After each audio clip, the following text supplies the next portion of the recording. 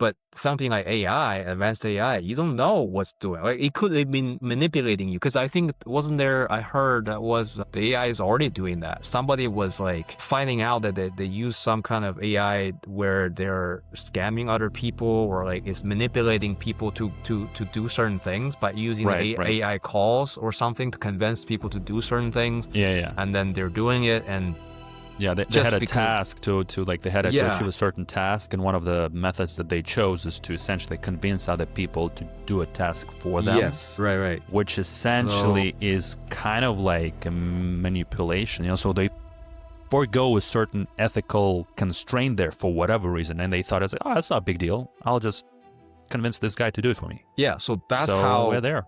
The super AI intelligence can just, basically walk around the problem because, you create this kind of limitation. Well, I'm just, right? It's like technical, when that's using your intelligence, right? It's like, if I can't go this way, I'll just go around this because you can thought of all kinds of methods and people can be manipulated because we have too much bureaucracy. There is too much bureaucracy where people are just doing this one task. There's a lot of loopholes. I think there's a lot of sci-fi that just generally is based on that, right? On circumventing the Isaac Asimov laws, right? Because it's all up for interpretation. It's like, the directive is not harm humans. Well, I won't harm them directly.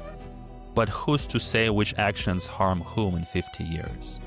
Yeah. This is where it's weird, it's still up for interpretation. What if AI, or essentially just call it robot, doesn't consider it harm? And there's plenty of scenarios like that in sci-fi, right? It's like, this is for a greater good. That's good for you. You just don't understand it. This is the danger of it, is that, but this is again, who's to say who's right? What if it is right? What if it's to say that for the Utopia to sprout, we need to burn the whole forest down? That could be the case, right? That could be actually true. But it depends on who wants what.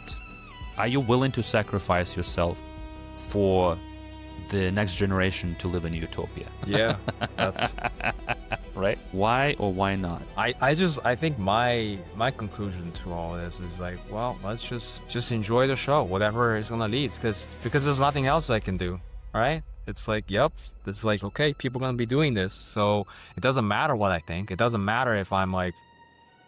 it's about who can influence what, right? It's, I don't know. The most you can do, as Sam Harris asked us, like, we can think about it, all right, but what are you going to do?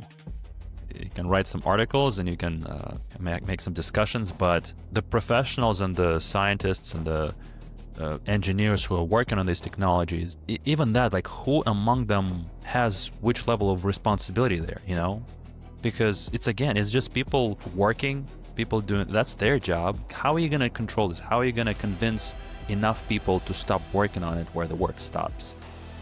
Unless you literally go full governmental control and shut down actual technologies and companies and servers, it's going to keep happening.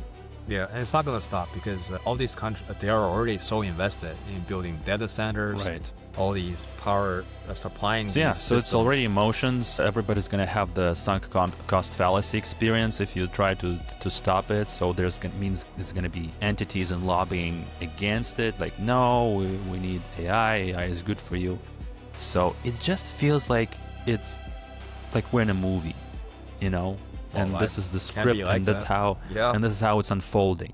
Because it's unfolding, all right. Nobody asked anybody. It's just started happening somehow.